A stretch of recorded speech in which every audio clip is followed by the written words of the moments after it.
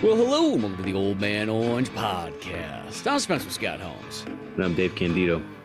We're coming back to you with some more Blade action. This time, the 2002 movie, Blade 2, the Guillermo del Toro one, which I have to say, I think this was the first time that I ever saw one of his movies. Like, this was how I was almost introduced to that director.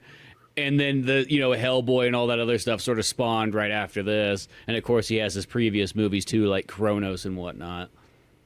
Huh. Interesting. Yeah, this had to have been the first movie that I'd seen by him as well. I guess Hellboy would have been the next one. And then probably Pan's Labyrinth. In fact, Pan's Labyrinth was the first movie that I actually knew that it was Guillermo del Toro's film. That's one of my favorite movies. It's a cool one. He's got a very...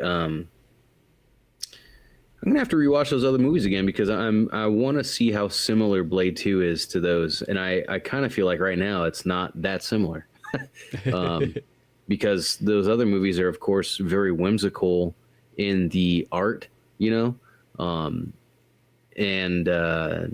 fantastic, if you will, and then of course dark, but I want to say Blade is obviously dark, and I do like the visuals quite a bit in pretty much everything in the movie.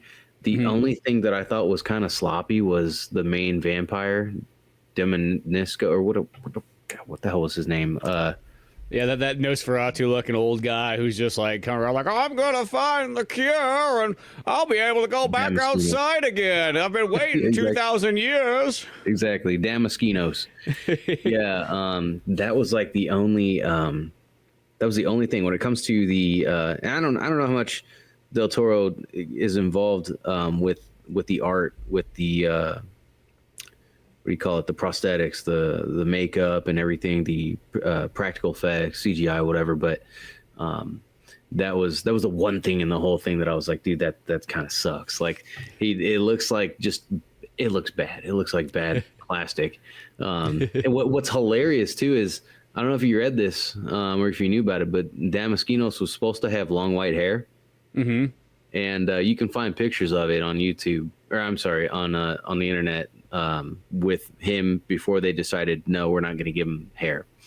And I think it was Del Toro decided like, no, I don't want to do that because he looks like Michael Bolton. Oh, that's kind of funny. I know that Del Toro said that his thing is he wanted to make it have that kind of Nosferatu sort of scary vampire style, less of the and I think a lot of people were trying to get away from that in a sense. Anne Rice, like the sexy vampire style. Not that there's anything wrong with that because I like the Anne Rice stuff, but sure. I think that was kind of the goal here. And you can kind of tell, it's like, well, those ones, like, once you kind of know that's a Del Toro movie, you look at all the characters and their designs and how the monsters look and the mixed match between, like, okay, there's, like, actual creature costumes and prosthetics and so on like that. And then he always mixes in a little bit of CG and so on, which that was the one thing I do remember when initially watched this movie was that it had, like, some goofy CG stuff in it. Yeah, which there is still a little bit, but I felt like it wasn't as bad as I remembered it is. Yeah, like for the time, like for 2002, it's like, that's not too bad.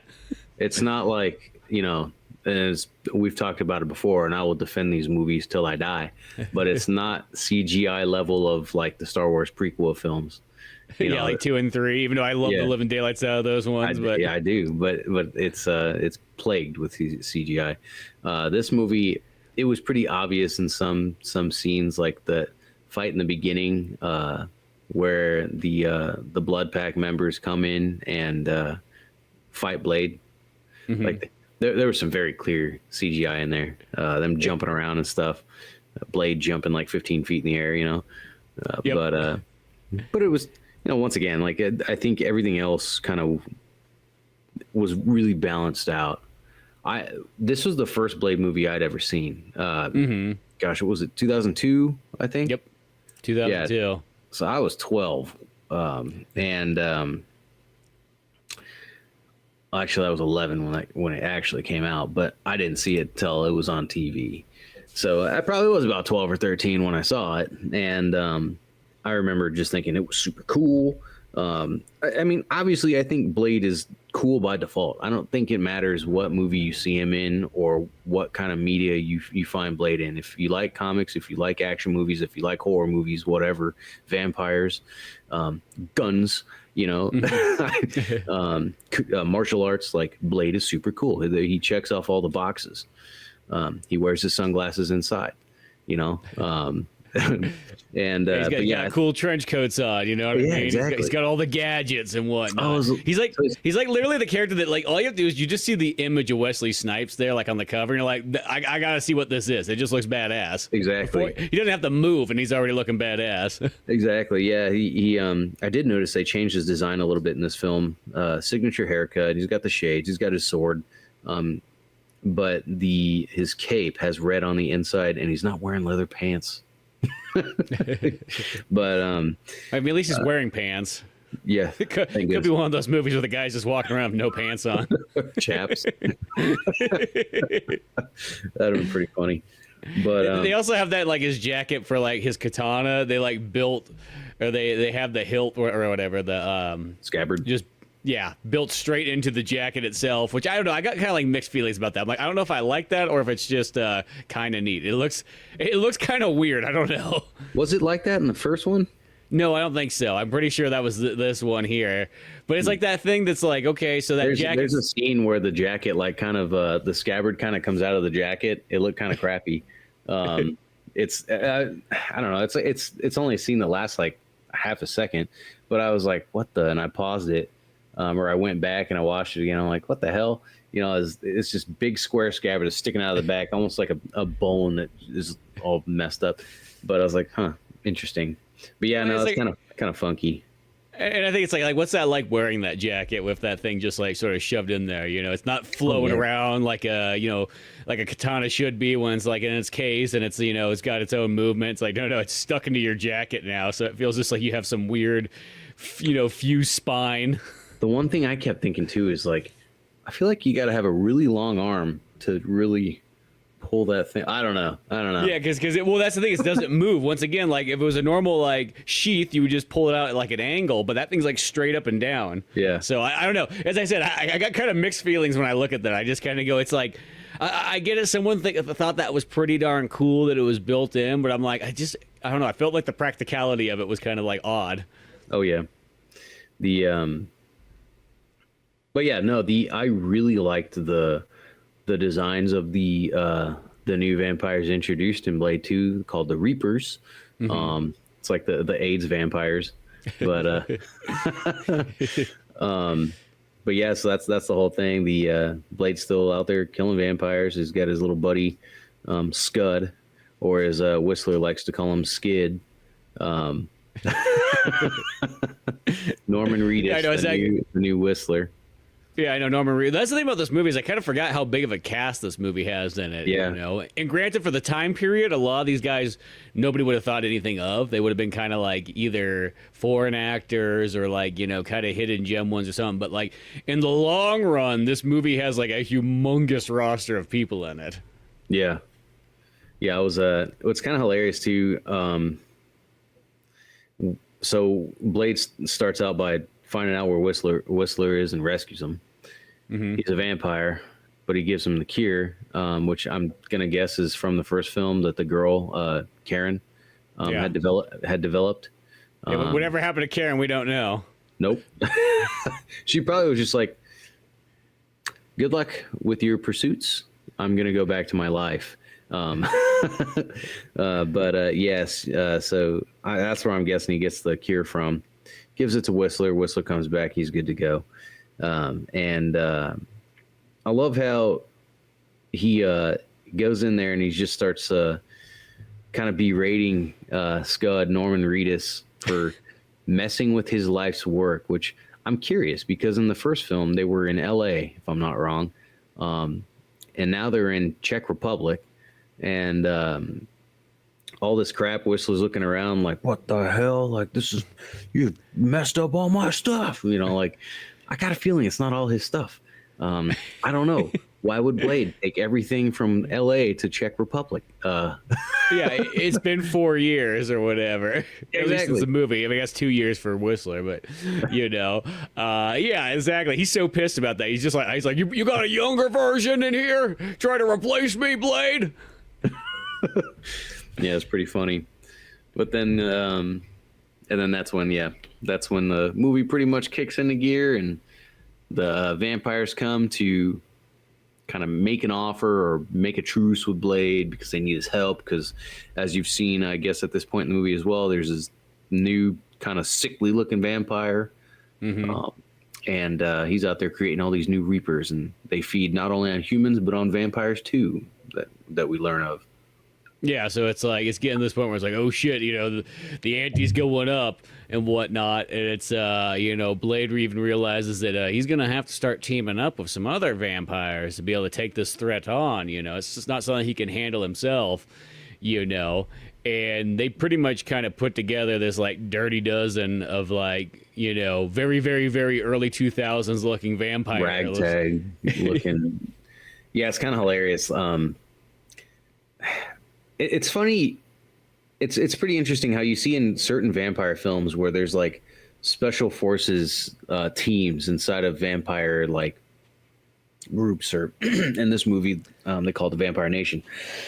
Excuse me. And it's usually pretty uniform. And what's very kind of funny about this one, but it's kind of funny, but it also seems like it's probably pretty loyal to the comic. If this was part of the comics, is that each character of this group called the Blood Pack is very unique amongst themselves. That's very comic book like to me, like each character is like wildly different when in reality they shouldn't be. It's like the X-Men or the Avengers. Like there's a team where nobody's alike, but somehow they function. Just imagine that, like if that was in the military and not a single soldier was identical. It's just radically different, than everybody else. Everybody's got a completely different gun that they're carrying in there, so no one can share ammunition. Mm-hmm. You got Donnie Yen, which is kind of hilarious because when I first saw this, I had no idea who Donnie Yen was. But I thought that guy's cool. He's fighting vampires with katana, which might be a little racist. Yeah, because he's Chinese. He's not Japanese, and at least I think it was a katana. See, that might show me as racist because I might be calling this sword something it's not. I don't know. But it took a long time for people to realize that not all Asians were the same. Not everybody's Japanese. Yeah. But yeah, so Donnie Yen's in there. He's like emo Donnie Yen. He's got the eyeshadow and everything. It's kind of funny. Well, the funny thing too is he's so underused in this movie. Really, I know, because that's the thing is like Donnie Yen. And Grant, I will say at this time period, he's only really been in Chinese movies, so I know that nobody really knows who he is in the U.S. I don't think he even has any lines. No, I think he's literally like, no lines, no nothing like that. Who knows? Maybe at this point he didn't speak a whole lot of great English or something like that. But and Donnie Yen's literally one of my favorite actors. I kid you not. If I see a movie that has Donnie Yen on the title, I just buy it. I don't even question it. I just get it. I'm like, I don't care because I like it. I know I'll probably like it. I got Donnie Yen from Rogue One sitting over on my shelf. There you go. That's awesome. That was like one of my favorite parts of Rogue One was that Donnie Yen was in there.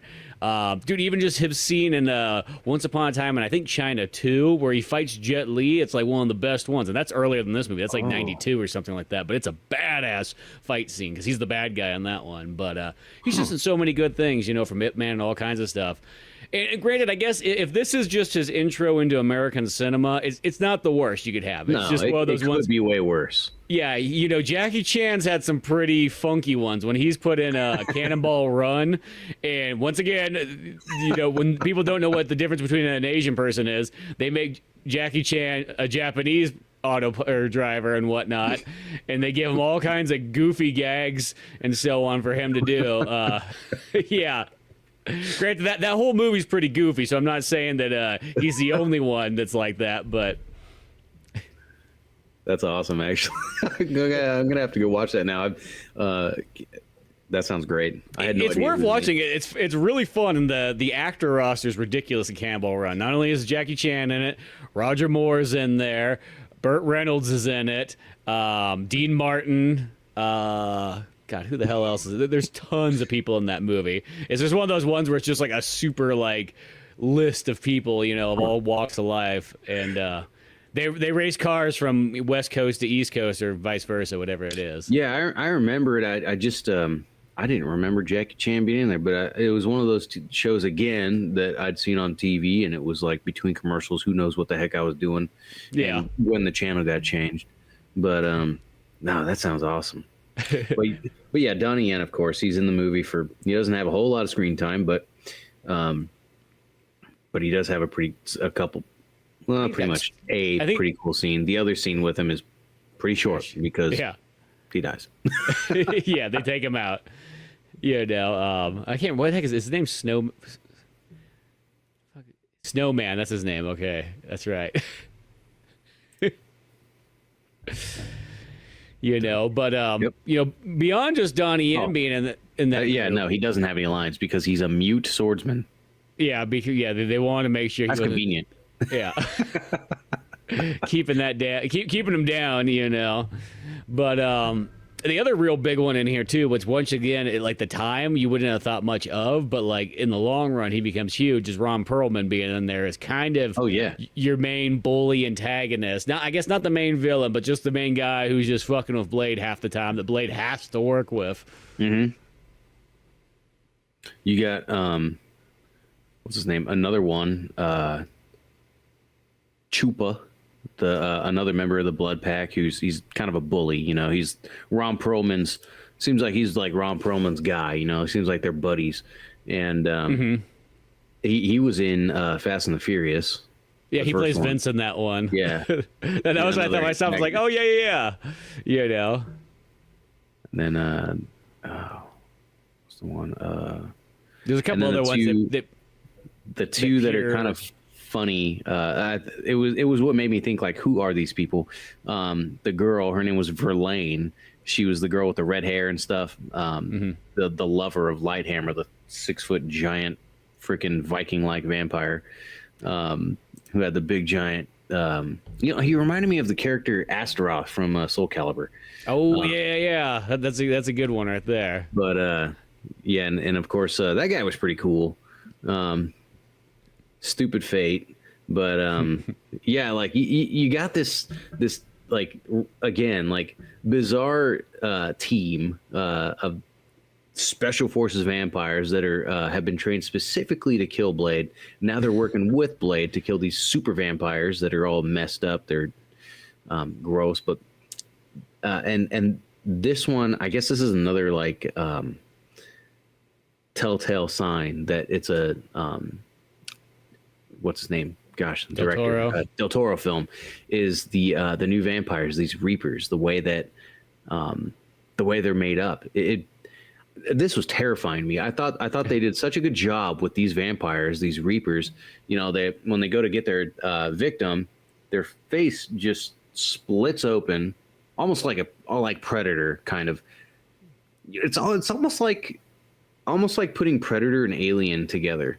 Yeah, he's got that xenomorph kind of look to it as well, too. And yeah, they split in like four different ways, like a plant opening up, like Predator. And then once he opens up, that weird tongue thing shoots out like Alien, and yeah, pretty crazy. It was bizarre. And when I first watched it as a kid, I thought it was terrifying. But what was really creepy too is there's a lot of dark scenes in this film. A lot of shadow, and whatnot in the eyes. Actually reminds me a lot of Salem's Lot. I don't know if you've ever seen that. Oh yeah, the miniseries one. Yeah, incredibly boring movie, the first one. But that's a lot of times how miniseries sort of are. Like the first 2 hours, nothing happens. Like so you're literally boring. like, where are we going with this? You know, and then finally, like mostly like the end is always kind of cool. Like that last hour, it finally picks up. Yeah. But no, you could tell there's a lot of inspiration in this film, and I really think it's cool. I will say, again, it was the first Blade I ever watched, and I didn't watch Blade the original all the way through until just recently when we watched it this last time. And Blade 2, I used to favor. I used to think it was like the best, and now I got to say, I think I really like Blade the original just a little bit better. But I guess that happens a lot when you have sequels and stuff to films. Sometimes that first one just you can't outdo it. But either way, yeah. So they go Blade. He gets with this vampire nation, kind of does this truce thing, and he's wary about it. Seems like Whistler and Scud are kind of like, oh, we shouldn't do this. You know, they're vampires. You know, they're lying to you. They're gonna kill you. And he's like, yeah, you know, they'll probably try. You know, and he's playing cool Blade. You know, he's always cool. He doesn't worry about it. And they go on this mission to go find out what's up with these Reaper guys. And they go into this club, of course, because that's what vampires do. They just go to nightclubs. Yeah, it's early 2000s, so you got to have this mixed match like techno, rap, rock, you know, tunes going on there. There's so much fusion music, and one of my favorite parts in the club is just watching the people in the background dance. Boy, did I have a good time with that. There is some very interesting terrible dancing. Moves. Yeah, that's some of these actors. This must have been the first time that they ever did a dance. Yeah, they're like doing these shuffle things and so on. It's so funny, man. I had to rewind it like 3 times just to rewatch some of the people dancing. I'm like, man, that guy got paid for that. You know? Yeah, it's actually the scene where the Damaskino's daughter goes off on her own down a hallway and meets with what's his name, Marek or are you talking about sort of the main Reaper villain? Yeah, Nissa. That's a good quote. Nomak, Jared Nomak, Patient Zero. But he, Nomak is the main antagonist. The guy who's biting everybody, turning everybody into Reapers. So she goes off on her own in this club, and he kind of gets a hold of her. He doesn't kill her. He doesn't even harm her. But as she's walking, that's where I saw like one of the worst dancers. He's just standing there like, it's just so freaking funny, man. It's so funny. It's one of these ones. You just probably got all these actors in here, never been in a club in their entire life. Say, put the goofy makeup on, you know, put the outfits, and just go. You'll figure it out. Just do a shuffle. What's hilarious too is before they even get in the club part, they go through like that secret hatch door, like you're going into a basement or whatever. And you've got the main female in the movie, Nissa. She tells Blade, like, remember, you know, you're here for a reason. You know, you're gonna see vampires doing vampire things. You can't just go killing them, you know. And he's probably like, whatever, you know. But as soon as they walk into the what's kind of funny, before that, actually, they go to the structure where it looks like a big industrial place where the vampires are partying at, and Blade's like, how can you tell this is the place? I don't see any signs. And she gives him these goggles to look through, and he sees the little vampire symbols that are like invisible without the goggles. And I'm just thinking, like, that's your new vampire technology, invisible ink. You know, it's kind of hilarious. All these years. But yeah, they go down in there. They go into the little hatch door. You know, we're just vampires doing vampire stuff. And if this hallway that goes to the entrance, there's like torture tools, like in glass cases, like it's a museum. And these two I'm assuming vampire dudes, that could be familiars, you don't know. Mm-hmm. But I'm assuming these two vampires are standing there in like either black latex or leather suits with sunglasses on, just standing like they're, you know, the Senate Guard in Star Wars. And and I'm just thinking, like, it's kind of hilarious. Like I'm curious to know, like, what I don't know, maybe like they stop out and be like, you know, like, who are you guys? Like, are you here for someone? Do you have an invitation? You know, nothing, but they're just standing there. Just there, like, just there. This group of people just busted into their thing, and they're just like, don't say a word, don't move. Yeah. Oh, welcoming party. Oh yeah. But yeah, and then that's where things start getting pretty crazy with with all the fighting. Donnie Yen's U.S. introduction, slashing nasty vampires, and what was it too? The one guy, they called him Priest, I think. Long-haired guy, had kind of funny-looking glasses. That's another thing too. Some of the character designs are so I don't know. I feel like I guess it's like people that you see walking around. You could tell that they think that they're the baddest thing around, but they just look silly. Yeah, that's kind of like Priest for me. I thought he was just such a goof. Well, I feel like that's what a lot of those designs really are, is that they just have this like really almost like over the top, like they're all going to Comic-Con and they're all dressed up as like their favorite character from their favorite show. And none of it really matched. Yeah, exactly. The what was it? You'd think that they had everything they needed. You know, they had their UV lights, silver bullets, and blah blah blah. You know, it's interesting. I don't know of any other vampire movies I've seen where silver made a difference.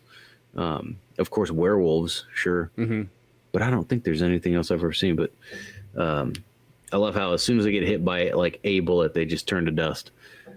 Yeah, they got a lot. Well, that's one thing I will say in this one, comparative to the first one, is even though it still definitely earns a rated R rating, but I feel like that first one's way more violent. Yeah, yes.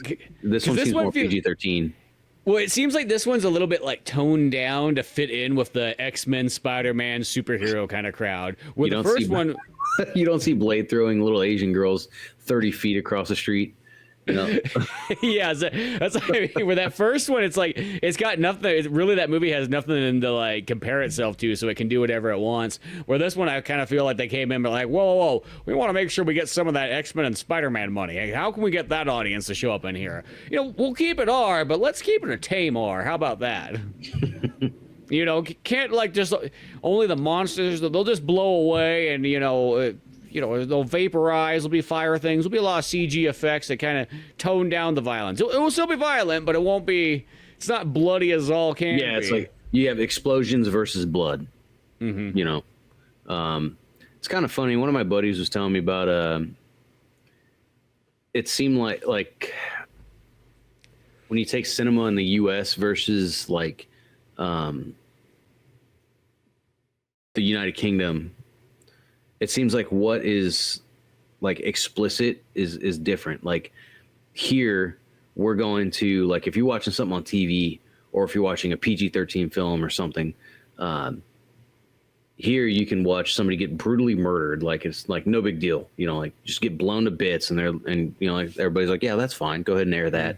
But the moment like you see somewhat nude, you know, nudity or something, they're like, oh no, you're like, whoa, you put those titties away. Versus in the UK or whatever, or even like I guess Western European, you know, like the nudity is just like full like way to go. But then the moment somebody like goes to murder someone, they like pan the camera over to a shadow where they show the stabbing in. Yeah, they gotta have that. Well, like the one that always makes me laugh because you brought up the UK is that for some reason, I'm not too sure what this is tied to, but ninjas are illegal in the United Kingdom, so Teenage Mutant Ninja Turtles isn't called that over there. It's called Teenage Mutant Hero Turtles. And for some reason, the worst thing that a ninja could have is nunchucks. So they had to edit around in all the stuff where Mikey has nunchucks. And that's why in the later day seasons of the original Ninja Turtles, that's why he starts to have a yo-yo. Because they're just like, you know what, for our stupid, you know, British audience that for some reason can't handle ninjas, you know, I don't know what it is. Was there the Great Ninja Disaster of '83 or something like that? You know, what happened? Like, was the Queen like ramsacked by a bunch of ninjas that broke in? That sounds like a South Park plot. That's what it is, but it's like I don't know what it is. There's something about ninjas like always have a hard time in like the UK, and they always have to edit them and so on like that. You know, and it's also the same way that Germany's also like the softest, ironically, this is like the softest of all countries, because you can't show red blood. If a human gets killed, it can't be by another human. It has to be by something like a monster or a creature or something completely not real, you know. That's why even things like Contra, the video game, you know, they had to change them for Europe and make them robots in the game because they didn't want the actual violence. Because of Germany. The queen, the Queen of England, you know, she goes to like well, I guess there isn't one anymore, but I can imagine that the Queen, you know, goes to like some Native American exhibit, you know, and she's like, something's off about these guys. We are Indians. Indians. The RTPs. They got like a Cannibal the Musical. You know, but no, as I said, I've never been able to figure out what that is. I just know that it's affected Ninja Turtles and of course anything else that's like ninja martial arts for the longest time. That's funny, the name change. That's a big thing in Brazil. Maybe other countries too, but my wife's always telling me about. We'll ask, have you seen this movie? Have you seen the show? Have you seen whatever? Usually it's, have you seen this movie? And she'll say, I don't know. I might have. I don't know, because half the time the movies are the names are changed for the Brazilian audience. The Arnold Schwarzenegger film, Total Recall. Oh, Total Recall. In Brazil, that movie is called, I think, The Avenger of the Future. Yeah. Well, you know, it's like, of course, the U.S. does the same thing, too, the other way around, where, like, a movie will come from another country, and then they'll completely change the title, making it kind of confusing in the long run. The Avenger of the Future, yep. Yeah, no, that's kind of lame. That's kind of like how many remakes we do, too, of other foreign films. It's kind of embarrassing. It's like, man, you know, nobody can think of their own ideas. We just have to do what somebody else already did, and those are always the ones, too. I always call them the stupid American version, where it's like, what, somebody can't watch a movie with subtitles? Like, they can't handle it? Exactly. It's like, Old Boy, gosh. Yeah. Or Girl with the Dragon Tattoo. It's just like one of those ones. I'm not saying anything against, I mean, maybe that version's fine, but it's like, there was a perfectly good Swedish version. I don't know. Yeah. In fact, you'll feel like you learned Swedish by the time you finish that trilogy. Yeah, no kidding. You'll feel like you forgot it about 2 hours later, but that's okay. Those used to be on Netflix. Now they're not, of course, because Netflix is Netflix. But, yeah. But anyway, yeah, get off that soapbox there. Going back to Blade, what was it? Where were we at here? So yeah, they're investigating the nightclub, and Nissa's met up with Nomak, and Blade goes after her, and he fights Nomak, and kind of goes nowhere. It's just a brawl that nobody gets hurt, nobody dies, no serious injuries. However, the Blood Pack suffers a loss, kind of like 1.5. So Priest, the goofy dude, he gets the crap beat out of him.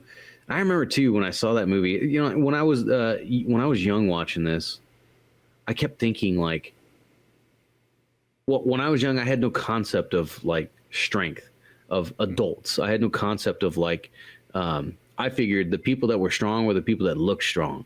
So like Blade looked strong.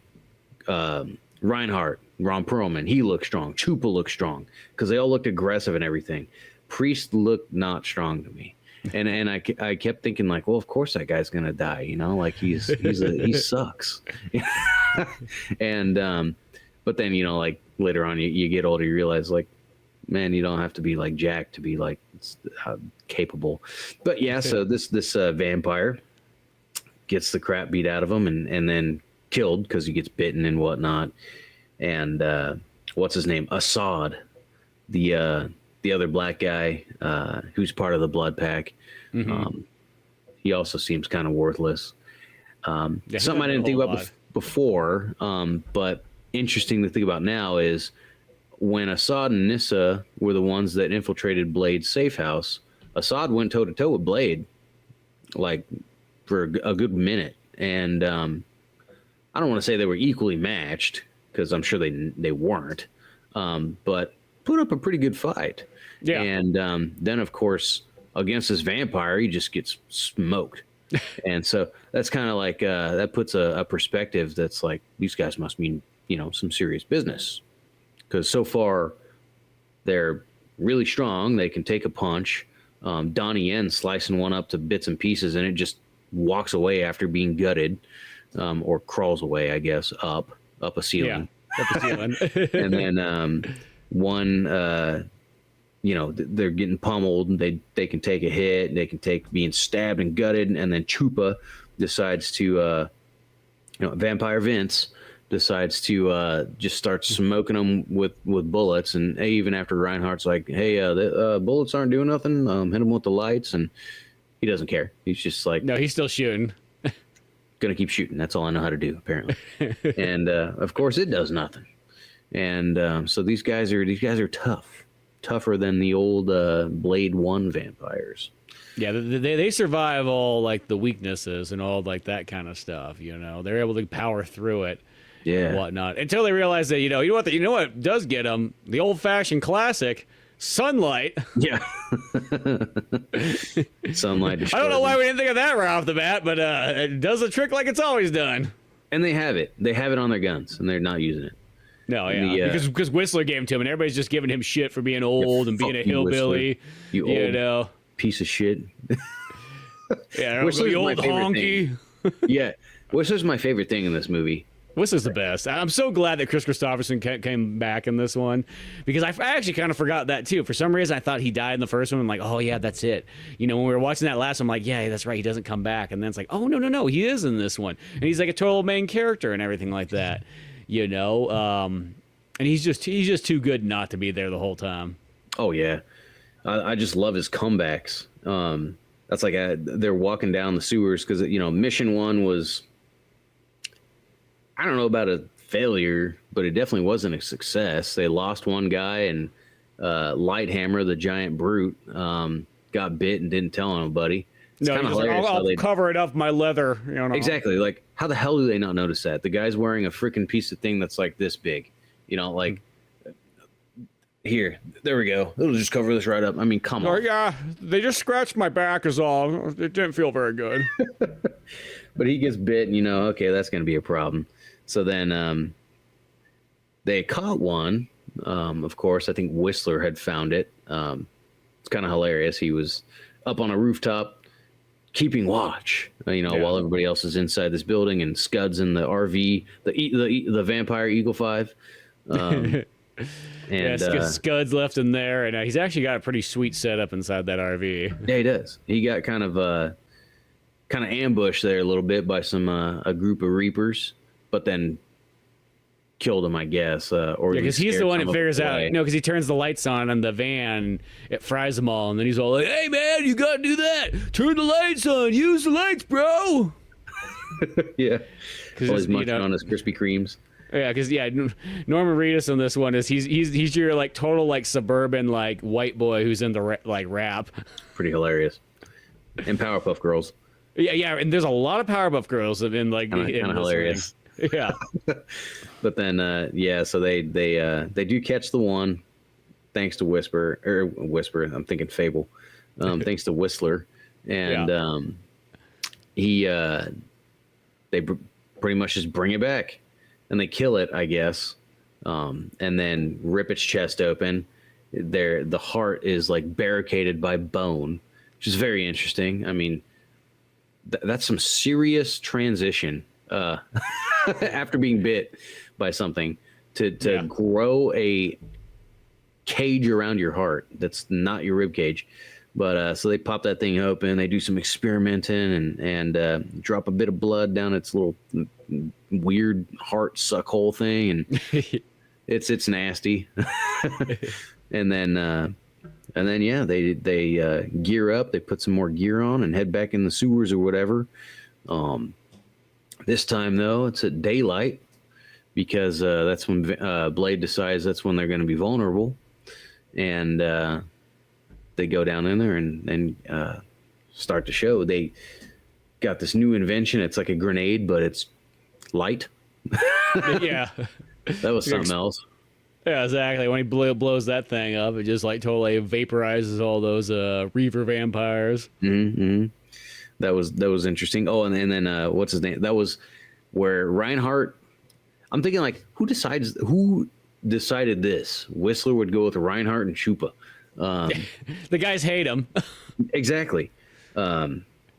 But he goes down there. Oh, and Whistler's also giving Blade the pep talk about how he's getting soft, because Blade apparently is getting a boner for Nyssa, the vampire. Nyssa, yeah. And but what is it? They anyway, they're in the sewers and Donnie Yen goes with Lighthammer and Valeria, or whatever the hell her name is, the pink-haired vampire. And that ends up pretty bad for Donnie Yen because Lighthammer turns pretty quick. Yeah. Kills him. Takes him right out. And that was the thing, too. I mean, when I first watched that, I was expecting a little bit of a fight there, but, well, there wasn't. Yeah. Donnie was, he got surprised there, you know? Oh, yeah. And then he chases, after he kills Donnie Yen, Lighthammer chases his girlfriend, and she just immediately goes up and uncovers a manhole, and they die, both of them die. I guess that's probably what I would have done if I was her, too. But, because there's no winning a fight against that. Nope, that's it. It's like the vampire version of Nemesis. Can't escape. And then, so Chupa, Reinhardt, and Whistler go in the sewer, and I love the freaking. Whistler's got his UV light. It goes right in front of Reinhardt's face. He's like, "Watch it," you know. He's like, "We're not supposed to attract him," you know. He's like, he says something like, "Well, I can't fucking see you. What the fuck else am I supposed to do? Nipplehead or nibblehead or whatever the hell?" Just like some like old man exactly comebacks. I feel like they were a little more gentle on Whistler in this movie, even though Chupa and Reinhardt beat the crap out of him. I feel like they didn't do him as dirty in this one, like as opposed to in Blade, where he gets hit by a freaking train for what it seems, and Blade's like, "Oh, he's all right. He can take care of himself." Yeah, exactly. And then he just gets beat the living daylights out of him from the vampires, and then he goes to blow his own head off, and for some reason he survives. Yeah, somehow. Maybe he missed. Who knows? Yeah. It's convenient that they didn't actually show the scene. That's the only thing you can argue. That's like what my wife said. I thought he died. Didn't he shoot himself in the head? I said, well, they lead you to think that. They lead you to believe that he did, but yeah. Blade's like, he just left that room. He's like, well, I'm not cleaning this shit up. I know, right? In fact, I'm gonna leave this base, and in fact, I'm going halfway across the world now. I'm surprised he didn't walk away like this. Just blow the whole place up, Exactly. But yeah, anyway, so they start beating the crap out of Whistler, and because they're upset that Priest died, they're like, "Oh, it's an eye for an eye, a man for a man." Now it's your turn. Unbeknownst to them two, he puts a little pheromone thing, has it spraying in the hallway while Chupa's beating the crap out of him. Reinhardt meets up with the rest, but he tries to sabotage the light grenade box thing. And Blade meets up with Nissa and Assad. Assad, dies. A bunch of Reapers come out and eat him. Mm-hmm. And him and Nissa get out okay until Reinhardt shows up. They're fighting them people, and he's like, "Oh, I'm gonna go get I'm gonna go use the light grenades and blah blah blah." And it's basically just Reinhardt and Nissa. Blade, I love that. That's one of the. I don't think Blade had quite as many one-liners in this film that I thought were like super memorable. But yeah, there was that one scene where Reinhardt and Nissa take off, and Blade's like, "You do not know who you are fucking with." I thought that was pretty good. Yeah, that was a good one there too. Well, it's because I think because there's so many characters in this movie that like Blade kind of is a little bit overshadowed. I mean, he's still the main character. He still has the most scenes, but at the same time, it's almost like he has less screen time in this one just because of how many other characters there is. Yeah, I think this film seemed a little more like. Almost like it could have been like an episode of a Blade series, whereas the first movie felt more like a solid film, if that makes sense. Like, if this was like if they could have, I feel like they could have summed it up into like a 45-minute episode of a show. Yeah. I feel like it could almost even fit say if it was an animated cartoon show. It could have fit in that 22-minute long. Because I hate to sort of say it, like that's the one thing about this movie. It's really good and it's got great action in it and it's fun as all can be and the pacing's great. But like story-wise, it is really simple. It's literally just like there's these new vampires, there's these Reapers.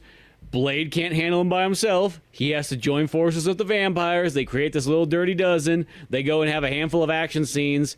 Boom, they realize the golden plot coming on, which pretty much is what's coming next here, is that the old vampire guy, the old crusty fuck, who's just like walking around, is like, oh, I was creating these things so that we can fix all the problems of the world for vampires. And once again, I could go out and walk the streets and buy myself an ice cream cone in the middle of the day without having to put sunscreen on. You know, wouldn't it be nice not to wear sunscreen? You know? And then, like, of course, you learn that, like, oh, that main Reaper guy is like, oh, that's my bastard child right there. He was a failed experiment, you know? You know, it's interesting. So the my wife and I were talking about this too. We didn't really come to a conclusive decision. Like, I don't think it's very clear as to whether or not he's actually his son or he was a I don't think it's very clear as to whether or not he was his son who he experimented on, or if he was a test tube baby vampire, the first one that he actually experimented on. Because again, he's got a ring like Nyssa has, you know, the family crest, if you will, to which Damaskinos explains, I gave it to him to make him feel good. But still, why? You know, it kind of sounds like a lie to me. It's like, says here, Jared Nomak, patient 0 and carrier of the Reaper virus. He bears a grudge against his father, Eli Damaskinos, for creating him. So I guess that part there, creating him, I guess he is it's not his actual son. Yeah, because I just assumed, you know, because they show that gigantic vial or that gigantic station. It's got like 1,000 like little like, you know, fetus vampire thingies in there. I assumed that he was just the first one that actually worked out in a sense. You know, he was the first like whatever clone thingy majiggy that they've put together, and because he turned into a Reaper, that's why he's the failed son. That's why he's the, you know, unwanted anymore. And Nissa's you know, she's the one. She got everything. Damn it, father always loved you best. He's actually you've seen Blade, or not Blade, Hellboy 2, the Golden Arm. Yeah, he's actually the dude with the long blonde hair. Yeah, I didn't know that. Yeah, I noticed that, or when just like looking, I was like, oh, that's badass. So I think Guillermo del Toro just uses a lot of the same actors. Yeah, Ron Perlman. Yeah. But yeah, no, I actually really liked his character design too. And what was interesting, and I learned about it later on, like pretty much right after we watched the film, was his character is not from the comics. He's actually it was supposed to be like that ending scene that was cut, the alternate ending of Blade, where they show Morbius. Morbius was supposed to be the character that Nomak plays in this film, but the director decided, after the success of the first Sam Raimi Spider-Man film, that they were going to save Morbius for a later Spider-Man movie, in which never happened. It never's happened. They only finally gave Morbius his own movie just like a year and a half ago. But yeah, and with no Spider-Man in it, nobody seemed to care as much. Exactly. And the Blade. Yeah. So it's kind of funny. I mean, Nomak is kind of he's somewhat of an adaptation of Morbius, from what I gathered from what I read, but still just kind of interesting, kind of different, kind of weird. But you know, that's what I found out. Yeah. It's just kind of funny because it's like not saying anything for Spider-Man and Morbius being together, because obviously they're always in the comics and so on like that. But I hate to sort of say it, like, when did they think they were going to really use Morbius? Let's be honest. You have a whole big roster of Spider-Man villains that you probably need to work through before you even get to Morbius. I hate to sort of say it, but he is definitely like one of those ones, like once you get a couple seasons in, then you throw him in there. Yeah, he's not a right away villain for Spider-Man. I mean, you have so many henchmen, so many like B-list, you know, villains, like that can serve the Spider-Man story and subsequent films. You know, like, yeah, it's kind of strange. it's one of those things that like I wonder. It just makes you wonder how'd they find that guy? Like how'd they figure out Morbius? And the only reason why it makes sense is because they're already doing a vampire Marvel character, Blade. So I'm sure somebody's like, well, there's got to be other vampires. Like who else is in there? Oh, there's Morbius. He's a Spider-Man, character. Whoa, I guess we should probably wait. Wait for what? Like. And it's kind of a bummer that, like, what they could have done is you could have had a Blade and Spider-Man movie, and that's when you throw Morbius in there. You know what I mean? It's like right there in the early 2000s. And I would even say this, if Blade was inside a Spider-Man movie, you could probably tone it down to a PG-13, and that wouldn't be out of the question. Yeah. Yeah, no, that'd be cool. I mean, the possibilities are always endless, and yet somehow the hammer is never quite hit on the head. No. Or the nail is never quite hit on the head. And again, I mean, I still got to watch Blade Trinity again, but it was a pleasant surprise to see Blade back in the role, Wesley Snipes back in the role of Blade in the Deadpool Wolverine. And I loved what he hit that last line, something like, there ain't never going to be another one of me, or it's going to be me, or something like, basically saying like I'm cementing my presence as Blade. Yeah, exactly. I mean, other than the fact that there's that guy that plays Blade in the TV show, but let's, it's not Wesley Snipes. Yeah, I kind of forgot about that again. Yeah, there's always that one, but yeah, the Blade 2, it's got that badass ending action scene where there's a big old fight breaks loose. Of course, just like the first Blade, they need Blade's blood again, so they got him hooked up to a machine. Feels like that's always the case. They always got to suck something out of Blade, to try to make their, science experiment actually work. And maybe this time they'll get the perfect, clone child, because you got Blade's blood, you got the Daywalker, but that doesn't seem to work out because, of course, Whistler breaks him free, and they get out, and they get to finally kick ass, and Blade falls into a vat of blood and heals himself back up, and then he's ready to take on everybody and fight his way through and finish it all off. Yeah, it was kind of, I wondered about the end of this one. It seemed very much like, gosh, I don't know, nobody could, like, get on the same page about a climax and resolution, because it seemed oddly similar to the first film. Blade's just like struggling to hang on, and because he got he got captured. Scud, of course, is a traitor. He's got that vampire insignia tattooed on his lip, the inside of his lip. He thinks he's got, everyone's MO and the upper hand, but he doesn't. And when Blade goes to blow the thing on Reinhardt's head, the little bomb that he put on the back of his head in the beginning. Yeah, that we just never really mentioned. Yeah, I forgot about that. In the beginning of the film, when he meets the Blood Pack, of course, Reinhardt's a jerk, which, they're all meant to kill Blade anyway, so it's not like they're going to be nice to him. But he's a racist jerk, and he comes up, of course, with a name like Reinhardt. Asks Blade if he can blush. And as a kid, I didn't even know what the heck he was talking about. And then, is that a vampire joke? I don't get it. I don't even know if I knew what blushing meant. But this time around, of course, I'm like, oh man, that's that's unfortunate. And I love how Blade's just screwing with him the whole time, like smack him in the face, like, "Oh, did you catch that? Did you catch that?" And then jams that bomb into the back of his head, basically like, "Yeah, if you any tricks while I'm blowing this thing, blowing your head off." Yeah, you try to remove it, it'll blow up. Like throughout the film, him and Blade are kind of like, I don't know if at odds is the right thing to say, but it's kind of a dick measuring competition. Most definitely. Going through the club.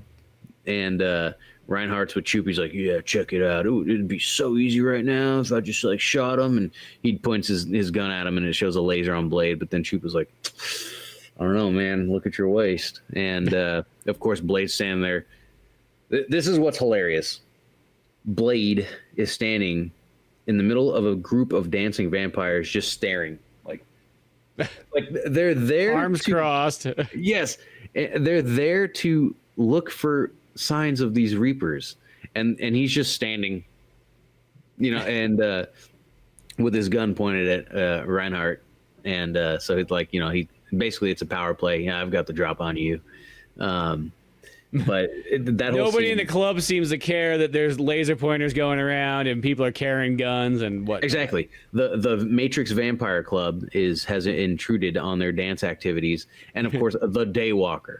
Vampires. I'm pretty sure people know. Like in the universe of Blade, the Daywalker is somebody vampires don't like. They don't want him around. They've got to know, at least have an idea of what he looks like.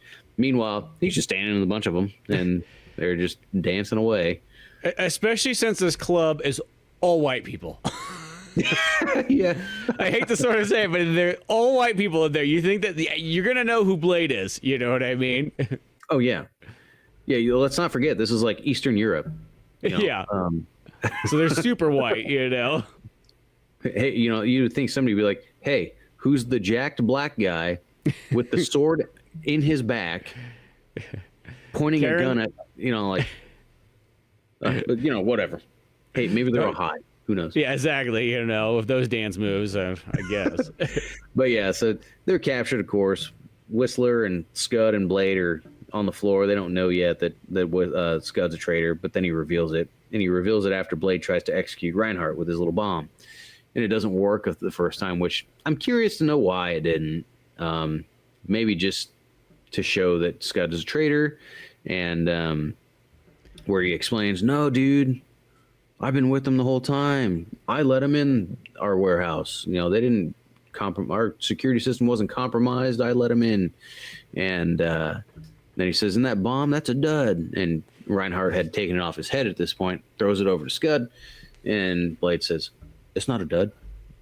Oh, no, he tells him, he goes, hey, look, I got two things to tell you. I've been on to you the whole time. And number two, it's not a dud. And, of course, Norman Reedus' kind of pathetic ending. He goes, oh. Oh, shit.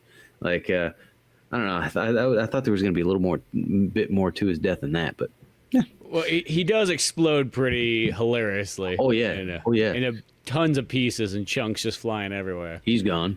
Yeah, it's pretty good though. I do like that scene quite a bit. How Blade knows, I'm not really too sure. He just knows he's Blade. Don't question it. And then, so they take Whistler away. They take Blade away. Kind of, once again, kind of the same as the original film. The two good guys are separated from each other in different holding cells. Blade's being tortured. What's his name? Whistler. Reinhardt's about to kill Whistler, and then he gets the upper hand because he's old, and and goes and rescues Blade, drags him over to where a big giant pool of blood is, and drops him in it. And it's Blade's basically he had a Bugs Bunny's super juice from Space Jam, and he gets right up and knocks out kills like 20 different dudes, and then walks up to Reinhardt, who is starting to talk a bunch of crap, and then Blade just kills him right then and there. Asks him the same slice question. Him literally in half. Do you blush? I thought there was going to be a fight between them, but there was not. No, he just finishes him off and goes on his merry way. Mm-hmm. And then, in the meanwhile, Nomak, the Reaper, Patient Zero, has breached the facility of which they said, oh, it's okay. He has no idea where we are. And then one of them tells him, I think it might have been Blade or somebody, like, oh, well, he does now. And because Blade gives it away to him. He lets him in on it because he's getting sick and tired of these vampires. And Nissa's him over. Nissa's all butthurt because she realized that her father doesn't give a crap about her. And after seeing all those vampire fetuses and stuff, and so she doesn't care anymore, apparently, about life or death at all. And Nomak comes in there. He's killing dudes. He breaches his fortress, which, mind you, something that they show in the very beginning, this giant vampire nation fortress. Like, it's not like an old church. It's not like a shitty castle from the Middle Ages. This is like a giant freaking fortress, and it's pretty hilarious because I was telling my wife too. I'm like, nobody in Czech Republic or Prague, I think, is where they're at. They're in Prague. Like, nobody seems to see this place, and they're like, "What is that?" You know, because it's like something straight out of like a video game. It's like this insane. It looked like a Halo 2 map. You know, it's this huge thing there. Nobody questions it. You know. No, and so yeah, Nomak, he finds a place. He goes and he's killing left and right. Every time they go into a room where they're like, "Oh, it's secure, he'll never break through." What's he do? He breaks through. And Damaskinos is about to walk out to a helicopter, and the doors are closed, and Nomak gets up to him and just brutalizes him. I think he bites him and kills him, spills his nasty green blood. Well, first, before that even happens, though, like the father does the thing. It's like, "Well, it's okay, son. You can take your rightful place on the throne. You know, come here. Oh, yeah. Daddy loves you." He's all like touching him and fondling him and so on like that. Bono want a biddy. Yeah. You remember that episode of South Park, number 2? Oh, yeah, exactly. Bono want a biddy. So silly. But yeah, and of course that backfires and he just gets killed. And then yeah, he bites his sister because she's like, let's finish it, let's end it. And I'm thinking like, well, why? What's the point of that? But and that's when Blade shows up. They fight, pretty brutal fight. That was another scene with some definite CGI action going on.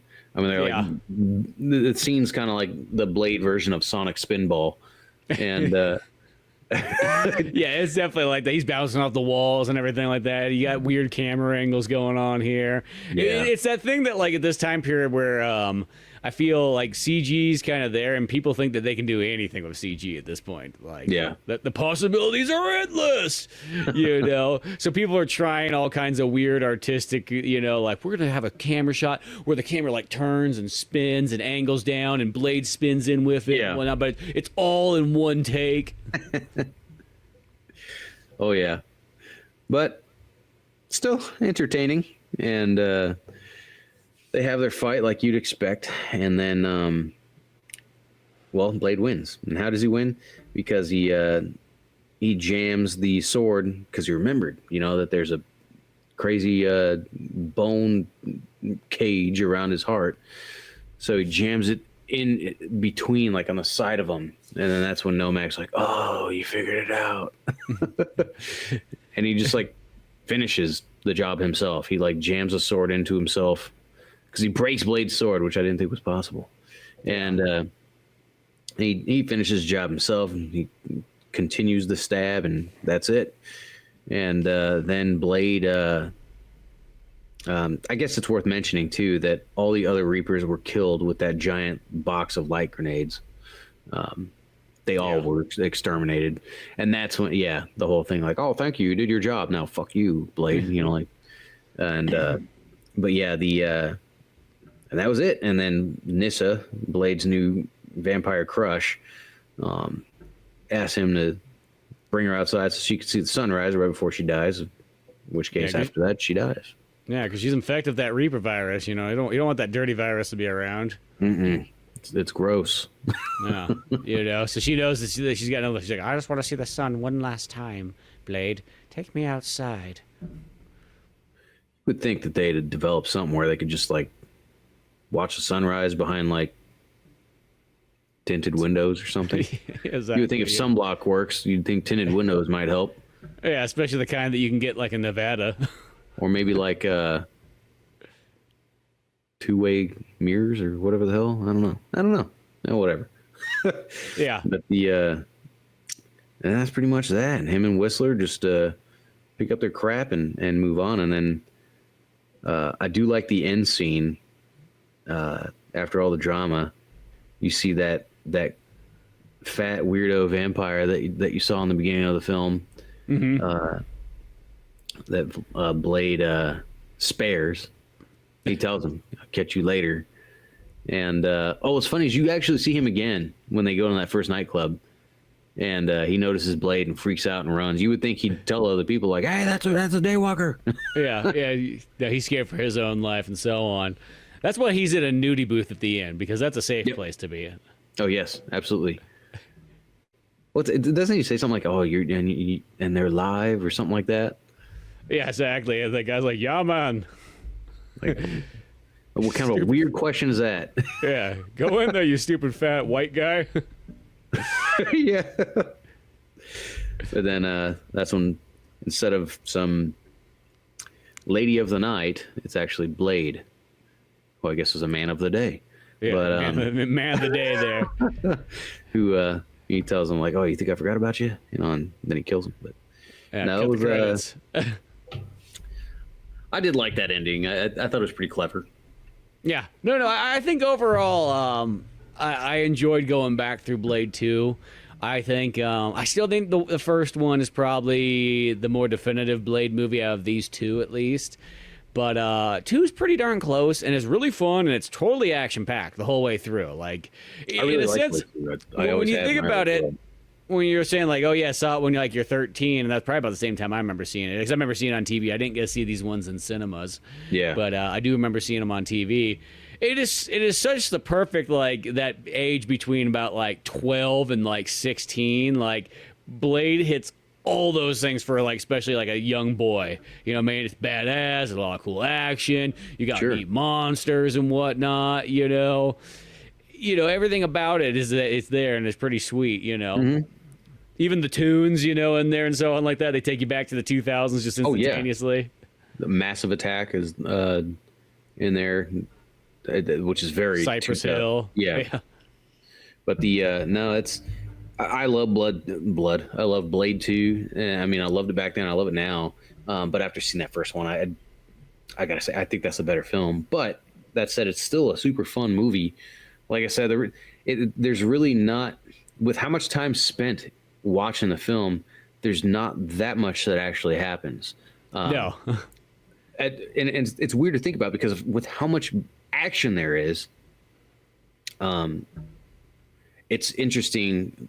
The action per plot, I guess it's the how do you put it? The ratio between action and plot is pretty interesting because they only do 2 missions and then basically the climax, and which again was, like I said, pretty oddly similar to the first one. But no. Good film. I love Blade, and I'm looking forward to seeing the third because that's the one I know the very least. The only thing I remember honestly is the fact that Dracula's in it, and that Ryan Reynolds. Ryan Reynolds, yeah.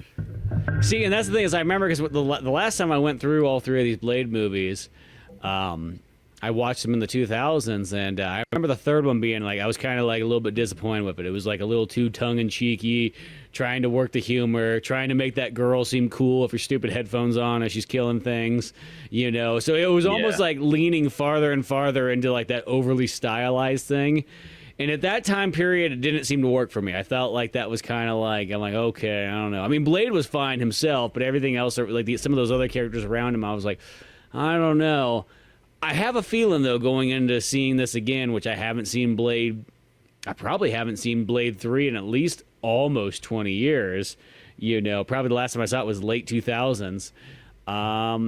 I'm interested to see what I think, because I actually think I'll like that Blade 3 more than I used to. I'm not going to say I probably like it more than the first 2, but I might be thoroughly surprised, you know, coming back around to it. Sometimes after a while, you come back to a movie and you check it with more of a fresh perspective and everything like that. And sometimes you become kind of surprised at how you actually enjoy something much later on. Oh, yeah. There's supposed to be a Blade reboot.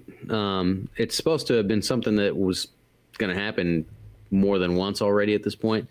But it seems like, and this is as of like 5 hours ago, I think it's the director, Mahershala Ali responds candidly when asked about Blade's reboot. I don't know who that guy is, but he's got to have something to do with the production of Blade. And looks like just that's kind of one of those things. It looks like different answers for different people. like when they're asked about it. But I don't know, it'd be interesting.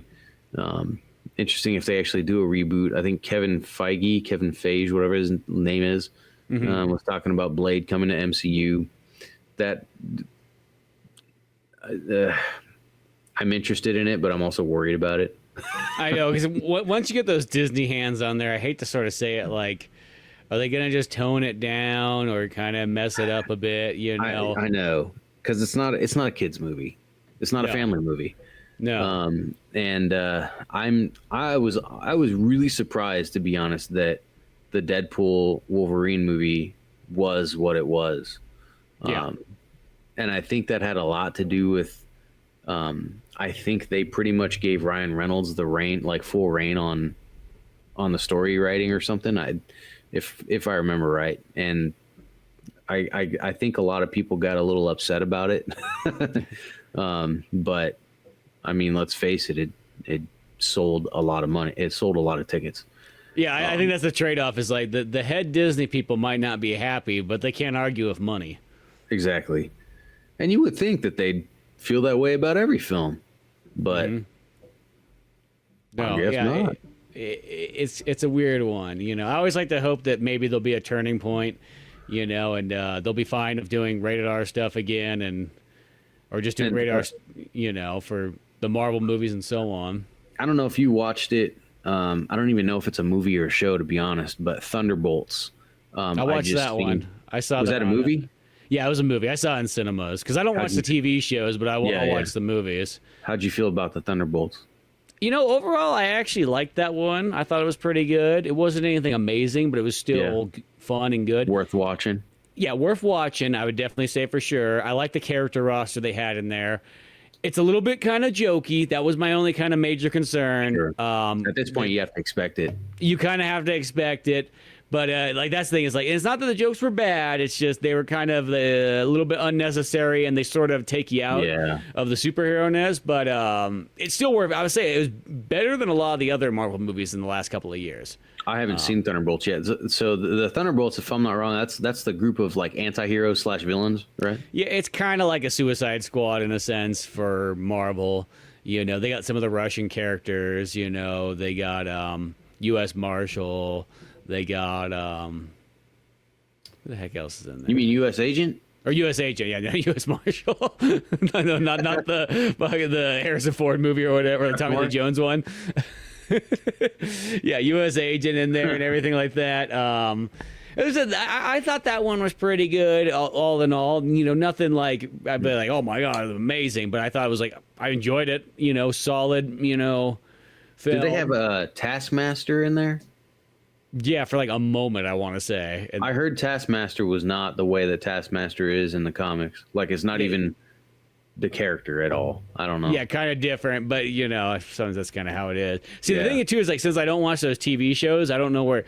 So there's a lot of times like nowadays with a lot of the Marvel movies, they kind of like you have to watch one of the shows in order to understand. Because a lot of times, because I go into some of these movies and I'm like, I remember when I was watching like Doctor Strange 2 and everything like that. I was like. It was like half the movie. I was like, "The hell is going on here?" Like, you know what I mean? There's no catch up or anything like that. The multiverse of madness. Yeah, and because if you didn't watch WandaVision, you wouldn't quite understand where she's coming from. Yeah, and it's kind of like I think that's kind of a little bit silly when they do that stuff. It is. It is.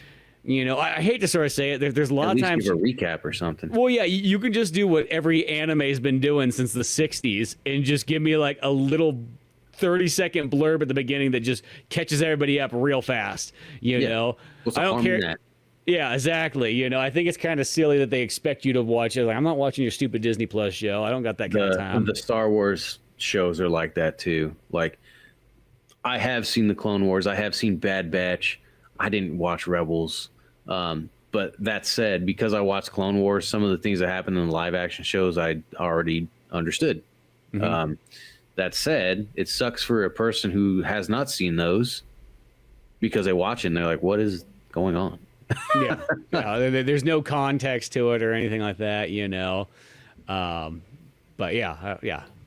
Clone Wars is a little bit different because at least it's animated, so that changes. So like animation to me is, that's not the same thing as necessarily like live action TV. Though the downfall is we do live in an age now in the last like handful of years that animation's starting to play out like live action TV, and it kind of is ruining animation for me. But Yeah. that's okay.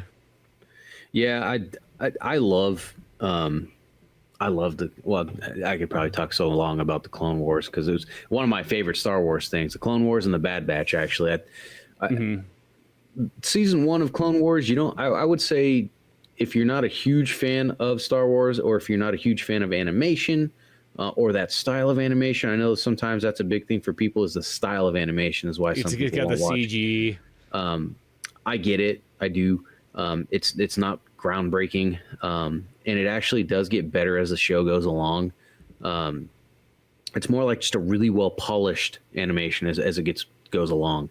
And Tales of the Jedi was the first Tales. There's Tales of the Jedi, Tales of the Empire. I think there's going to be Tales of the Sith. Maybe, I don't know. I haven't checked. But that has some beautiful animation. That Tales of the Jedi, and it's very similar to like the last season, maybe the last 2 seasons of Clone Wars, and then Bad Batch as well.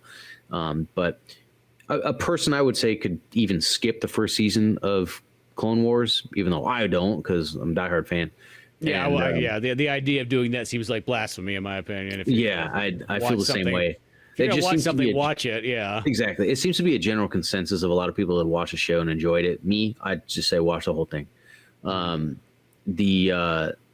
Basically, there's the show does, it kind of goes back and forth a little bit. You're gonna see episodes that like you're thinking, well, wait a minute, these characters didn't this happen in season 1 and then that guy died? Why is this here? Well, it's because the show they do a little jumping around. It doesn't happen that much, but that can be kind of confusing sometimes. But other than that, I mean, they've got some great stories in there. Unfortunately, there are a few Jar Jar episodes, but other than that, I mean, I would say the show even goes as far to give Jar Jar Binks a little bit of redemption for being an idiot. But anyway, it's a great show. I think it's not Blade, but it's worth watching.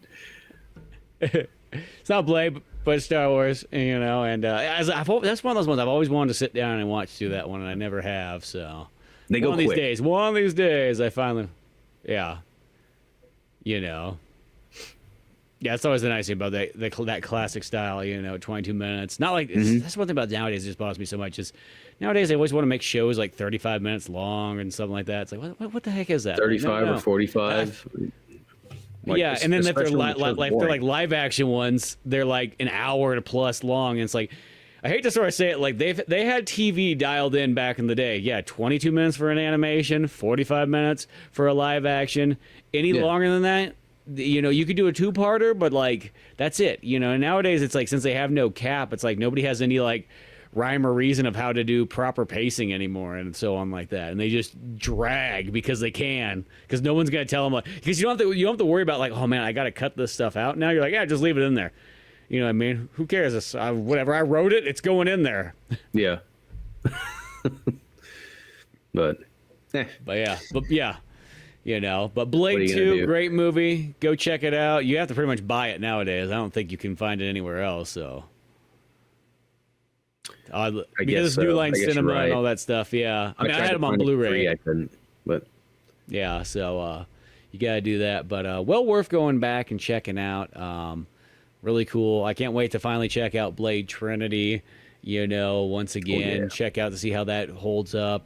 And then it'd be kind of fun, even too. I was thinking. I mean, I know there's that Blade live action show. That'd be a little bit more of an undertaking. I don't think it's super long, but it'd be like watching a couple more movies. But there's also the Blade anime. I think that'd be kind of a fun one. Yeah. To go take a look at and so on like that. I don't know how hard that is to come across anymore, but we'll find out.